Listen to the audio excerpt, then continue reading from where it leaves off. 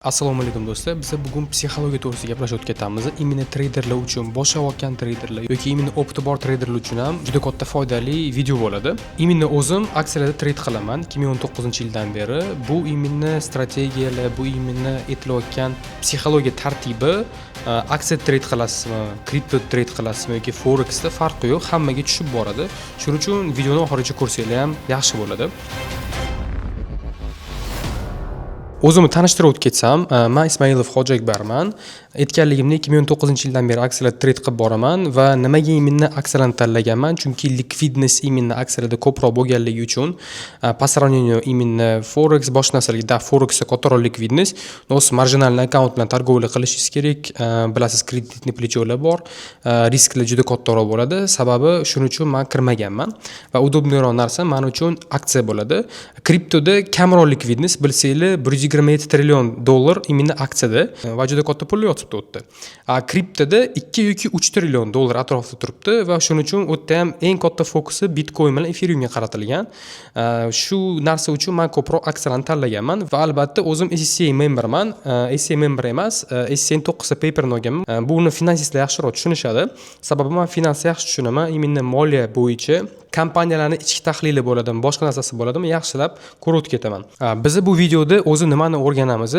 Обязательный psixologiya va risk reward to'g'ri qo'yish bo'ladi. Chunki ko'pchilik odam risk reward 1 ga 5, 1 ga 6 qo'yib tashlaydi. Win rate juda ham pasayib ketadi. Win rate pasaygandan keyin kamroq foyda qilishni boshlaydi. Shu narsani bugun tushuntirib ketmoqchiman. Xo'p, kelinglar do'stlar, bittalab gaplashib ketamiz mana shu narsa bo'yicha. Do'stlar, bu yerda savdo bo'yicha gaplashamiz. Nega risk reward 1 ga 1 sizni millioner qiladi? Sabablarini tushuntirib ketaman. Bu matematika va psixologiyaga kattaroq bog'langan bo'ladi. O'zi ko'p treyderlar yillab foydaga chiqa olmaydi. Sababi aksariyat holda texnik bilimlar yetmasligi mumkin. Shu joylari ham bor. Bilsangiz, siz ozgina bo'lsa ham informatsiyalar olib chiqqan bo'lishingiz mumkin. Smart money konsept bo'ladimi, boshqa narsa bo'ladimi, texnik analizga ko'proq fokus qaratib borasiz va shu sababdan siz oyma-oy strategiyangiz orqali foydaga kirmayotgan bo'lishingiz mumkin. Chunki bilasiz, постоянство усилий kerak. Постоянный foyda qilib yurish juda qiyin bo'ladi. Bu psixologiyaga juda katta bosim bo'ladi. Psixologiyangizni to'g'rilab olsangiz, har doim foydada bo'lasiz. Ko'pchilik gurular aytadi, imенно YouTube'da bo'ladimi, boshqa narsalar bo'ladimi, risk reward 1 ga 3 yoki 1 ga 5 yoki 1 ga 10 ishlasang katta foyda topasan. Lekin bu yerda katta muhim savol bor. Nimaga imенно 1 ga 1 risk rewardda siz kattaroq foyda topishingiz mumkin va stabil daromadga chiqishingiz mumkin va обязательный prop счетda o'tayotganligingiz yoki boshqa narsadan ekzamenda o'tayotganligingiz juda katta foyda beradi bu sizga. Kelinglar do'stlar, endi matematik qutilmani ko'rib chiqamiz. Bizning win rate'imizni treyderlar o'zi doimiy tortishadi. Qaysi muhimroq, yuqori win rate mi yoki yuqori risk reward mi? Shu narsa ham juda qiziq savollardan bo'ladi. Javob oddiy, ikkalasi ham alohida ham muhim. Asosiysi matematikani ishlatish. Formulani gaplashib ketsak, matematikada kutilmada win rate ko'paytiramiz o'rtacha yutishga, minus yutqazish foizi va o'rtacha ko'paytirishga, yo'qotish ko'paytiramiz. O'zi tradingdan maqsad nimamizda? Kattaroq foyda topish. Обязательный biz foyda topishimiz kerak va oyiga yoki haftasiga qanday portfelimizdan kattaroq summa qilishimiz kerak. 30% yoki 100% bo'ladimi? Bu narsa uchun bizga risk rewardimizni 1 ga 3 qilib ham yoki 1 ga 1 qilib ham topsangiz ham bo'ladi. 1 ga 1 qilib topsangiz, nisbatan siz ko'proq stabil bo'lasiz. Endi error turlarini tushuntirib ketaman. Misol o'zida error 1 ga 3 bo'lganligida foydangiz bo'lish taxmini 30% win rate. Qarang, bu juda qiziq immuniy informatsiyalarni ko'ryapsiz. Error 0.5 ga 1. Вообще pastda, например, bu yerda 2 barobar kattaroq, 80% win rate talab qilinadi. Error 1 ga 1 bu 60% win rate. Xo'p, do'stlar, qaranglar, endi win rate kattaroq problemalarni gaplashib ketamiz sizlar bilan. Qanchalik katta effekt berishi. Bilsanglar, o'zi dikий природаning o'zida ham, выживаниyaning o'zida ham katta rol o'ynab qo'yadi. Dikий природа qanchalik именно mahluqotlarimizni выживать qilayotgan bo'lsa, yo'lbars bo'ladimi, ayu bo'ladimi yoki, например, ko'rshapalak bo'ladimi, farqi yo'q. Shularni именно anaqasida ko'rib ketamiz. Faraz qilamiz, именно yo'lbars o'zi win rate 14% dan 30% gacha. Endi o'ylang, shu narsani o'zida ham win rate qanchalik past bo'lganligini o'zida ham qanchalik выживать qilishib, o'sha oilasini boqib, haftalab yoki oylab ham o'sha imенно yegan anaqasi yetadi. Esingizda bo'lsin, kichkina selini ko'rgan bo'lsa, sichqonlar bo'ladi, boshqa narsalar bo'ladi, win rate pastroq bo'ladi. Milky cell kamroq kaloriya, bu qizilroq bo'lmaydi. Bizani yo'lbarsimiz ko'proq nimani kutadi? Kattaroq возможность kutadi. Именно hamma ajdaniyasini yopish uchun. Например, loss bo'ldi, mana bu yerda stop deydi, bitta katta tek ushlab oldi. Tek ushlagandan keyin shu narsani boqib beradi qanchadir vaqt. Sizni portfelingizda ham shunaqa bo'ladi, traderda ham shunaqa nisbatan. Например, lossga tushib olsiz yoki minusda yuribsiz yoki neytralda yuribsiz, bitta katta pribili qilib olsiz portfelingizdan, shu narsa sizga 1 oy yoki 2 hafta yurish turishingizga pul yetadi bo'lishi mumkin. Xo'p, eng qizig'i win rate bu именно oq ayuniki. Trendoviy trader o'zida ham prosta misolda aytib o'tsak, win rate 2%. Ekstremal 2%. Bu juda ham nereal. O'ylang, 49 ta neudachega tushadi, bir donasi o'xshaydi. O'shani o'zida ham spyachkasiga ketishiga anaqasi bor, 2 hafta yoki 5 oy yoki 1 hafta farqi yo'q, nechadir vaqt to'q yurishiga aniq qiladi. Endi o'ylaylik, diki prirodani o'zida qanchalik win rate muhimligini ko'ryapsizlar. Именно siz traderga ham shu narsa win rate tushuntirib ketyapman. O'ylab olganligingiz bo'yicha elita ovidan bu bitta donasi o'xshayapti-da. Bir donasi, do'stlar, o'shanda ham tirik qolyapti. Siz nimani bu yerda kutishingiz kerak, siz depozitingizni slif qo'ymaslikni. Eng katta win rate'lardan biri bu ko'rshapaleniki bo'ladi. Chiroyli sizga tushuntirib o'tib ketaman. Именно 89%ni bu kutuv bilan yashaydi. Undan kerakli paytda ataka qiladi. Qurbaqalarga bo'ladimi, boshqa kichkina kapallarga bo'ladimi, boshqa narsalarga bo'ladimi? O'ylang, 50% win rate. Shuni o'zida ham 50% win rate. Qanchalik kutib, именно price win box bo'lyapti. Bu narsa yutyapti. Effektivность qanchalik kuchliligini. Idealniy signalni kutib. Endi bu narsada sizga nimani tushuntirib ketmoqchiman. Siz realniy o'zingiz trader bo'lganligingiz uchun, siz uchun oddiy misolni o'zi, живой prirodani o'zi o'tib ketyapman. Qanchalik win rate katta narsani hal qiladi. Endi o'ylang, siz hozir risk rewardda gaplashyapmiz-da. Risk rewardingiz farqi yo'q, necha bo'lsa ham stoplar babaram urasiz. Stoplar urganligingizdan keyin bo'ldi, zilkangiz xuliydi yoki stop loss qo'ymagan bo'lishingiz ehtimoli bilan siz prosta depozit slif qo'yasiz. Bu juda katta psixologik davleniya bo'ladi, esingizda tursin. Bizning nima zadachamiz? Mentalniy energiyamiz, depozitimizni iloji boricha terpeniya bilan 95% terpeniya bilan zelkadan tushish. O'zi bilsanglar, biz aksiya trade qilganligim uchun, aksiyalarda investitsiya qilganligim uchun ko'pchilik odam aytadi, aksiyalarda do'stim, sen kattaroq puling bo'lishi kerak yoki ko'p vaqt kutishing kerak. Kichkina pullar bilan buncha qiziq bo'lmaydi deyshadi. Men sizlarga именно mifini, опровержениясini tushuntirib o'tib ketaman bu videoda. Sababi o'zim shuncha yildan beri targovlik qilib kelyapman va yaxshi foyda olib kelganman. Faraz qilamiz, sizlar bilan bitta win rate gaplashib o'tib ketaylik oxirigacha. Sizga aytib o'tib ketdim, birga bir risk reward o'zingizda 50 yoki 60% win rate'ingiz bor ekan. Bu degani 5 ta stopingiz tegyapti yoki 5 ta ikkingiz tegyapti. Endi shu joyi o'zida ham o'ylab ketsangiz bo'ladi. Birga uch risk reward o'zida 30% win rate'ingiz bu juda ham past. Juda ham past. Sababi примерно 70% сделканgiz stopga tegyapti. Bu bilmadim endi. Xo'p, ana endi sizlar bilan ma'qulroq narsa bo'yicha gaplashib ketamiz. Do'stlar, именно o'zimning strategiyam, o'zim ishlaydigan, o'zimni ishlayotgan strategiyani tushuntirib ketaman sizlarga. Aksiyalarni o'zida ko'proq sizlarga qiziq bo'lsa, podpis tashlab qo'yinglar, Telegramga obuna bo'linglar va Instagramga ham pastda qo'yib ketaman. Undan keyin именно trade qanaqa aksiyalarda qilish bo'yicha men sizlarga video yozib qo'yganman. Tepa havolada ko'rsanglar, o'shanga kirib ko'rib olsanglar ham bo'ladi, qanaqa trade qilish bo'yicha. Ketma-ket strukturasini tushuntirib ketganman. Ana endi aksiyalarda sizlarga mifni tushuntirib ketaman. Опровержение qilamiz именно mifni. Sababi ko'pchilik odam aytayotganligimdek, juda uzoq kutishingiz kerak, juda vaqt ko'p kerak, pul ko'p kerak. Kelinglar mana shu narsa bo'yicha gaplashib o'tib ketamiz. Xo'p, do'stlar, qarang, aksiyalarda juda ko'p xil portfel tuzsangiz bo'ladi. Risk katta yoki risk kichkina. Endi sizlarga 3 xil portfel to'g'risida gaplashib o'tib ketamiz. Birinchi portfel bu income portfeli bo'ladi. Income portfeli orqali siz, например, ishlayapsiz. O'zi kimlarga to'g'ri kelishini ham aytib ketaman. Bittalab income portfel kimga to'g'ri keladi? Faraz qilamiz, sizning ishingiz bor yoki siz biznesmensiz, vaqtingizni ajrata olmaysiz mana shunaqa narsalarga. Siz qanday pul miqdoringiz bor, o'sha pulingizni, например, bo'lmagan narsalarga yetkazib yuborish o'rniga aksiyalar tikib qo'yasiz. Yoki podushka безопасности qilib qo'ygansiz, 1000, 2000, 3000 dollaringizni bekor yotgandan ko'ra, inflyatsiya yegandan ko'ra siz aksiyaga tikib qo'yasiz. Aksiya tikkanligingizdan keyin nima bo'ladi? Income portfelda qanaqa o'zi tuzilishi bo'ladi? Income portfeliga kiritgan pulingizni 1-2 yil temaysiz va o'sha narsasini foydasini qilib borasiz.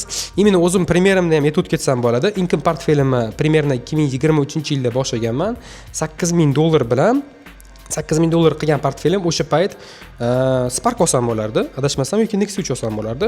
Yo'q deganman, men olmayman deganman. Bekor yotgandan ko'ra yoki anaqamda, podushkamda yotgandan ko'ra tikib qo'yaman deganman. Tikib qo'yganligimdan keyin hozirgi payt aprelda men vывод qilib olganman pullarimni va o'sha pullarga biznes boshlab yuborganman. Hozir 3.5% bo'lgan, plus minus adashmasam, va o'sha $8000 $224,000 atrofiga aylangan. Bu mif emas, bu nereal narsa emas. Sababi bilsangiz, men o'zim faqat trade qilmaganman. Realni aytaman, income portfelda siz trade qilmaysiz. Income portfelda bir oyda bir marta yoki bir oyda 2 ta 3 ta сделка qilasiz.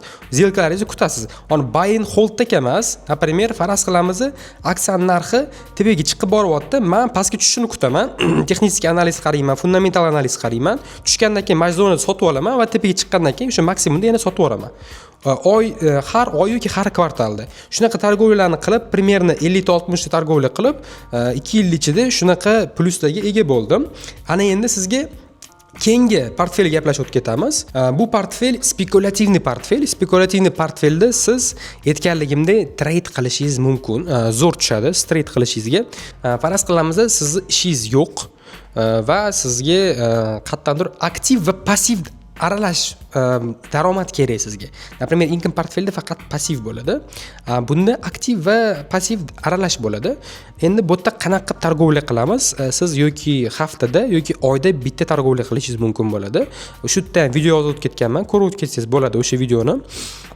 O'tda primerni win rate emas, foydamizni именно qilayotganligimizdan, portfelimizdan oyiga plus minus 50% eng kamiga qilsangiz, maksimalni 120% qilishingiz mumkin-da. Именно portfel o'shanaqa targovlik qilaman desangiz, bu degani faraz qilamiz $1000 yoki $500 pulingiz bor. 50% qilsangiz $1000 dan $500 bo'lyapti. Oyiga yechib olib ishlatsangiz ham bo'ladi o'sha pulni yoki target qilishingiz mumkin bo'ladi. Shunaqa targovlik qilsangiz bo'ladi. Bu ham yaxshi variant. Endi 3-aktiv bo'yicha gaplashib ketamiz. 3-aktiv kimga ko'proq to'g'ri keladi? Faraz qilamiz, sizni realniy sberejeniyangiz ham yo'q, pulingiz ham yo'q, juda kam deb aytamiz va siz ishlagingiz ham kelmayapti yoki mashinasi imенно trade, imенно mashinasi orqali ko'proq pul qilmoqchi bo'lasiz. Sizga maslahatim, ko'proq trade qiling. Bosh demo shotda qilasiz. Demo shotda qilganligingizdan keyin siz real shotda $50 bo'lib tashab bo'lsa ham trade qilishni boshlang. Farqi yo'q, kichkina aksiyalar bor, $5 sent turadigan aksiyalar bor. O'shalarni sotib olib, siz o'zingizni strategiyangizni tuzib olasiz. Psixologiyangizni bitta joyga qo'yib olib, сделкаlarni yaxshi o'tganingizdan keyin prop shotlar bor. Imенно aksiyalarning o'zida ham prop shotlardan o'tganligingizdan keyin imtihonidan bo'ldi, 50 ming yoki 100 ming dollar depozit beriladi, 70 ga ishlashingiz mumkin bo'ladi. 70% foydasi sizniki, 30% kompaniyaga o'tib ketadi. Bu juda ham qiziq narsalardan biri. Xo'p, endi qanaqa shunaqa portfellarni tuzish tushuntirib o'tib ketaman. Sizlarga income portfel qiziq bo'layotgan bo'lsa, kerakli do'stlar, income portfel to'g'risida gaplashib o'tib ketamiz. Qanaqa buni tuzib bo'lsa bo'ladi. Birinchi bo'lib do'stlar, biz sektorga qaraymiz. Men nimaga yaxshi foyda topdim mana shu 2 yil atrofida? Sababi men AI texnologiyalariga, imенно kompaniyalarga tikib bordim. Bilsangiz, например, Nvidia kompaniyasiga $10,000 2 yil oldin tikkanligingizda hozir $226,000 bo'lar edi. Endi o'ylang, bir dona сделка qilib qo'yganligimda hozir shuncha foyda qilgan bo'lardi. Men 60 ta trade qilganman shu foyda qilish uchun. Tushunyapsiz? Qanchalik farqi bor. Endi u yerda har xil sektorlarga tikib borganman, shu sababdan mana shu yoqqa olib ketgan. Endi qaranglar do'stlar. Sizlarga qanaqa qilib tikish tushuntirib ketaman. Ketdik, biz income portfelni yaratamiz. Income portfel qanaqa bo'ladi o'zi? Biz 3 xil diversifikatsiya qilamiz. Birinchi qilayotgan diversifikatsiyamiz bu CFD larga tikamiz. Ikkinchisi bu dividend aksiyalarga tikamiz. Va prostoy aksiya, o'sha ikkinchisini o'zida va bizni trade qilishimiz mumkin. Bu juda ham qiziq. Shunaqa targovlik qilsangiz ham bo'ladi. O'zingiz uchun, если прям hech nima qilgingiz kelmasa, prosto aytaman, dividendli aksiya va aksiyalarning o'zi. Xo'p, CFD ni o'zi nimaligini tushuntirib o'tib ketaman. Dividend ham, aksiya ham. Xo'p, CFD bu именно shunaqa kompaniyalar bor, hedge fondlar bor. Nechadir aksiyalarni, например, faraz qilamiz, siz kompaniyangiz bor, siz investorlardan pul olasiz. Hedge fond qanaqa ishlashini tushuntirib o'tib ketaman. Hedge fond investorlardan pul oladi va investorlar pulini kiritadi boshqa aksiyalarga. O'shaqalarni CFD desa ham bo'ladi. Osonroq bitta motivni tushuntirib o'tib ketsam, shu CFDlarda bizda qaysi kompaniyalar bor? Eng arzoni Vanguard. Xo'p, noto'g'ri yozgan bo'lsam xafa bo'lmaysizlar, ozgina pochirklarim xunukroq. Xo'p, Vanguard $450 turadi. Esingizda bo'lsin, fractional share degan narsamiz bor. Aksiyalarda shunaqa narsa chiqqan. Oldin faraz qilamiz, aksiya yoki CFD farqi nima bo'lsa ham, o'sha narx turgan bo'lsa, o'sha narxda olishingiz shart edi, majbur edi. Hozir farqi yo'q. Например, $100 bilan ham olsangiz bo'ladi, nechadir parchasini. Bitta donasini emas, 0.5%ni faraz qilamiz. Shunaqa qilsangiz ham bo'ladi. Shuning uchun o'ylamaylik, men katta pulim bo'lishi kerak ekan deganday. Xo'p, dividendli aksiya o'zi nima? Dividendli aksiyalar oddiy aksiyalarga o'xshaydi. Bu aksiyalarga kiritasiz pullaringizni va sizga har kvartal yoki har oy sizga oylik to'lov berib turadi. Bu juda ham qizig'i. Aksiya nimaga oylik to'lov berib turadi? Siz unga kiritganligingizdan keyin, siz pullaringizni оборот qilgandan keyin foyda ko'radi. O'sha foydasidan sizga ulushini sekin chiqarib beradi. Har xil bo'ladi. O'sha narsalarni ko'rsatib ketaman. Foyda beradi va одновременно aksiyangiz narxi ham chiqib boradi. Bu yanada qiziq. No, e'tiboraman, dividendli aksiya, CFDlar bunchalik risk narsa emas. Chunki siz uni katta pul yo'qotmaysiz, kiritsangiz ham uni 10%, 5% protsentgalar ham kam bo'ladi, kamdan kam bo'ladi. To'g'ri сделка analiz qilib kirsangiz, aksiyalarda muncha katta darajada siz pulingizni yo'qotmaysiz.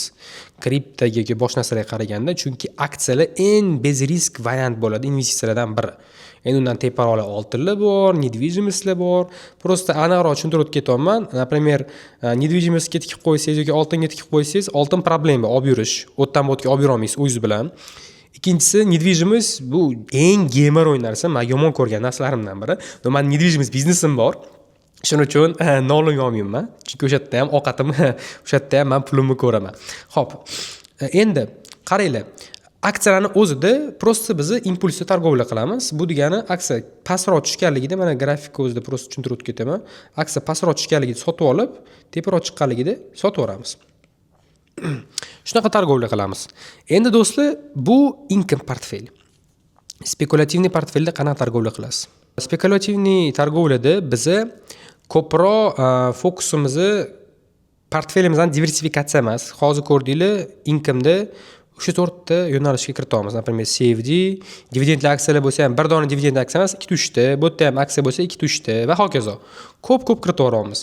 Bu yerda biz, например, $1000 pulim bo'lsa, kapital farqi yo'q. $1000, $500. O'sha pulim bo'lsa, men o'sha pulimdan haftada bitta yoki ikkita trade qilaman. Nimagaligini tushuntirib ketaman hozir. Faraz qilamiz, o'sha $1000 dan ana qilsam, bizda rullarimiz bor, o'zini qoidalari bor. $2 dan $20 gacha aksiyalarni saralab olishingiz kerak, spekulyatsiya qilayotganligingizda. Chunki объемlar, boshqa narsalar ham ta'sir qiladi. Pulingizz juda kichkina. Например, boshqa bilan spekulyatsiya qilish uchun ko'proq odam katta pul bilan kirmaydi. Spekulyatsiya qilayotganligingizda siz faraz qilamiz, $10 lik aksiyangizni 10 tasini, 100 tasini sotib olsangiz, $1000 ga aylanadi. To'g'rimi? Biz haftada bitta ikkita сделка ochamiz deymiz. Bu degani bir hafta pulingiz zamorozka turibdi, bu aksiya foyda chiqmagunligicha. Значит, boshqa сделка ocha olmaysiz. Endi nimaga aytaman? Ikkita yoki bitta deb, например, $5 likdan ikkita aksiya topib qo'ysangiz, $5 unga, $5 unga tiqib qo'yasiz. Shunaqa qilib targovlik qilsangiz ham bo'ladi. U yerda ham win rate'larini hisoblab chiqasiz. Bu yerda ehtimoliy o'zim tuzgan strategiyam orqali oddiy 7% dan kamida 30% haftaga topsangiz bo'ladi. Oyiga ham cho'zilib ketishi mumkin. Chunki har xil сделка qilasiz. O'sha sababdan sizlarga aytaman, bir dona emas, ikkita сделка qilganligingiz ma'qulroq. Yarim pulingiz оборот bo'lib turadi. Если bitta aksiya o'sha 1 oyda yoki 2 haftada tekkizni ursa. Xo'p, shunaqa targovlik qilsangiz bo'ladi. Bu spekulyatsiyada shunaqa, bu full depozitga kirasiz degani-da bu. Keyingisi bu podgotovka desa ham bo'ladi. Prop shotka deymiz ham yoki boshqa narsaga ham prop deb aytib ketamiz. Probga qanaqa подготовка qilamiz? Обязательно boshida strategiyalarni tuzib olamiz. Probga tayyorgarlik qilayotganligingizda o'zi bitta muhim narsa bor. Har doim farqi yo'q, siz любой portfel yaratayotganligingizda siz обязательно yozuv-chizuv qilishingiz kerak. Сделкalaringizni. Например, bilsangiz, bizada ko'pchilik treyderlar va hokazolar yozuv-chizuvsiz yuradi-da. Eng yomon ko'rgan narsalarimdan biri. Qaranglar, faraz qilamiz, yozuv-chizuvni qanaqa qilib o'tib ketamiz. Men kirgan сделкalarimni yozuv-chizuv qilib o'tib ketaman. Например, mana ticker aytaman. Mana Palantir aksiyaga kirdim, PLTR deyman-da. Qachon kirdim? Men, например, $160 kirdim. Stop qaq qo'ydim, take qaq qo'ydim. Qachon chiqib ketdim va hokazo. Shu narsalarni yozib o'tib ketishingiz kerak. Обязательно. Chunki siz sovuq qonli bilan zelga kirasiz. И обязательно eng zo'r narsa, men mana shu narsani yaxshi ko'raman. Emotsiyada zelga kirib ketmasligingiz uchun zo'r taklifim bor sizga. Siz kelajakda kirmoqchi bo'lgan narsalaringizga siz просто dnevnik qilib qo'yasiz. Google Sheet'da yozasiz, farqi yo'q, любой narsada yozib qo'yasiz yoki qog'ozdami. Mana bu narsani aksiyani analiz qildim. SMCI deymiz. $32 kirmoqchiman, например, takem stopim mametdi, mana SL TPM mametdi и kutilayotgan daromadim, например, kutilayotgan foydam, kutilayotgan zararim, mana bu payt kirmoqchimanligini ko'rib oldingiz, bo'ldi. Mana shu narsani kutasiz, просто trading viewga просто budilnik qo'yib qo'yasiz, budilnik qo'yib qo'yganligingizdan keyin bo'ldi. Все, payt keldi, didin qilib berdi, bo'ldi, zelkani ochdingiz yoki brokeringizdan qo'yib qo'yishingiz mumkin, farqi yo'q. Zelkani ochdingiz, ketdi yoki eng oson narsa limitni targovlik qilib qo'yasiz, mana shu payt ochib qo'yasiz.